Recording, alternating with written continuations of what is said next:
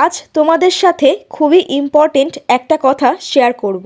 এই কথাটা শুনলে যারা পাখি পোষো তাদের জন্য খুবই সুবিধা হবে। তোমাদের যাদের বাড়িতে পাখি আছে সেই খাঁচার মধ্যে তোমরা কোন গাছের ডাল দাও সেটা খুবই ইম্পর্টেন্ট একটা বিষয় পাখির জন্য। খাঁচার মধ্যে অবশ্যই ডাল দিতে হয়, ডাল না দিলে পাখির পা বেঁকে গিয়ে পাখির মৃত্যু হতে পারে। যদি তুমি অন্য কোনো গাছের ডাল পাখির খাঁচার মধ্যে দাও তাহলে ওই ডালে পোকা হতে পারে, কিন্তু যদি নিম গাছের ডাল দাও তাহলে সব থেকে উপকার।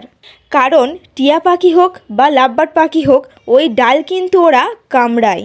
নিম ডাল যেহেতু তেতো তাই পাখিরা কামড়ালে ওই তেতো রসটা ওদের পেটের মধ্যে যায়, যেটা খুবই উপকার।